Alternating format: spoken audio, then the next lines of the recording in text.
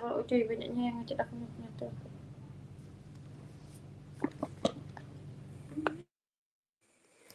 Assalamualaikum warahmatullahi wabarakatuh. Kami dari kelompok 6 akan memaparkan hasil kerja kami, yaitu dengan judul analisis cemaran timbal pada minuman kemasan kaleng di Kota Pontianak dengan metode spektrofotometri serapan atom.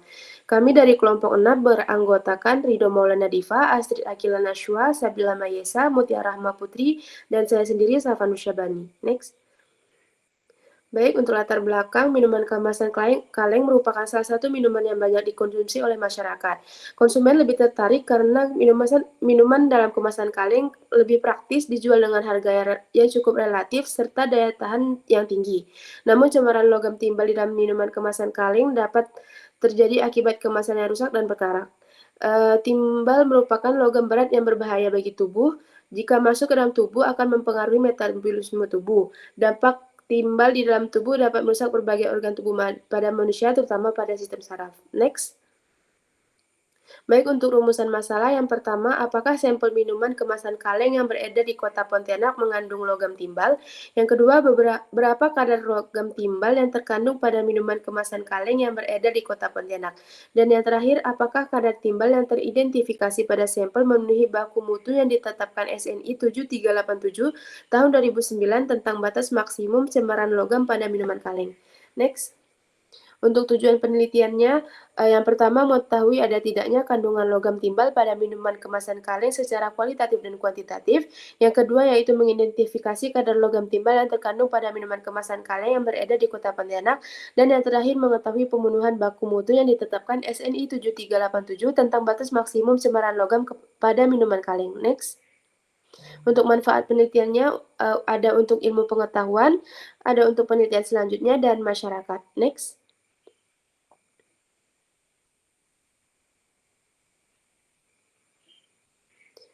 Baik, akan dilanjutkan oleh rekan saya. Untuk tidur pustaka, untuk yang subbab pertama minuman kemasan kaleng seperti yang dilihat pada layar. Next. Kemudian cemaran timbal. Next. Analisis kualitatif ada 4 HCl, KI, NaOH, dan nitron yang merupakan reaksi selektif. Untuk kuantitatif menggunakan SSA yang bisa menganalisis kadar logam. Untuk landasan teori ada 3 penelitian, yaitu penelitian oleh Purnama, Kunsah, dan Perdana. Next.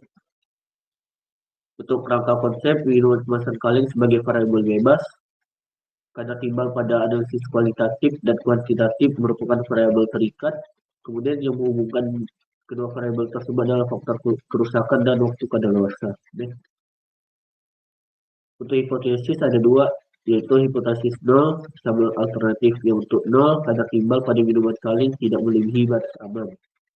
Kemudian yang alternatif kadar timbal dalam minuman kemasan kaleng secara signifikan melebihi batas aman yang ditetapkan SNI. Kemudian dilanjutkan oleh rekan saya. Izin melanjutkan, untuk alat dan bahannya tertera pada layar.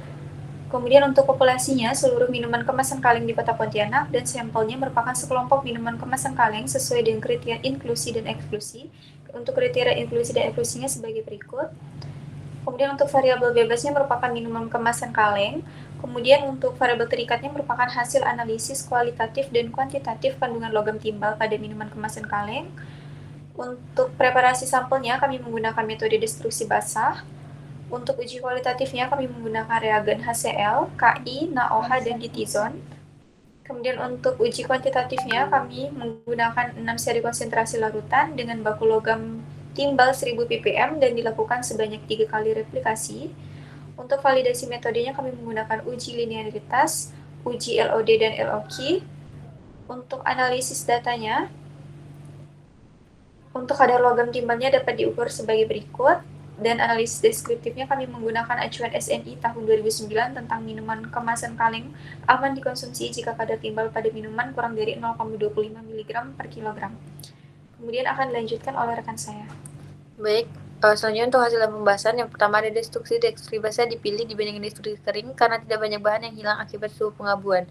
Untuk volume akhir dari destruksi untuk sampel A 20,5, B 20,5, dan C 24,7. Next. Untuk analisis kualitatifnya menggunakan 4 reagen yaitu HCl, KI, NaOH, dan juga ditizon. Dari keempat reagen yang digunakan pada sampel A, sampel B, dan sampel C itu positif pada reagen ditizon, sedangkan yang lain hasilnya negatif. Next. Untuk scanning panjang gelombang, untuk gelombang maksimum teoritisnya yaitu sebesar 283,4, sedangkan panjang gelombang hasil scanning yaitu sebesar 283,07 nanometer. Untuk hasil scanningnya dapat diterima karena berdasarkan farmakope tidak lebih dari 2 nanometer dari panjang gelombang yang ditentukan. Next. Selanjutnya akan dilanjutkan oleh Sabila. Nah, dari penelitian yang kami lakukan, pertama ada verifikasi metode analisis, yaitu tahap konfirmasi ulang yang bertujuan untuk memastikan bahwa metode atau prosedur yang kami gunakan telah memenuhi standar yang ditetapkan. Nah, yang pertama ada linearitas yang dinyatakan melalui nilai koefisien korelasi. Nah, dari penelitian kami sendiri, nilai R yang diperoleh diketahui tidak memenuhi standar ICH maupun standar dari SNI. Namun, nilai R yang masih mendekati 1 yang artinya masih ada hubungan yang kuat antara konsentrasi analit dan absorbansi. Next.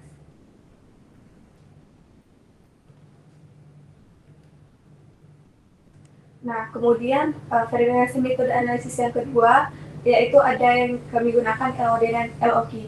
Nah, di sini kita bandingkan nilai X intercept yang diperoleh harus berada di atas nilai LOD dan LOQ sehingga kinerja analit dianggap memuaskan dan mampu dideteksi oleh alat sehingga dapat dipastikan jika analit yang dideteksi benar adalah timbal.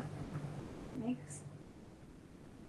Nah, berikut merupakan hasil kadar dalam sampel yang kami teliti. Diketahui jika kadar timbal pada sampel A 5,04 mg per kilogram, sampel B 7,03 mg per kilogram, dan sampel C 7,21 mg per kilogram yang berada di atas syarat yang dikeluarkan oleh SNI pada tahun 2009, di atas 0,25 mg per kilogram, sehingga dapat diketahui jika kadar timbal yang ada di dalam minuman kemasan kaleng tidak memenuhi syarat berdasarkan SNI. Next.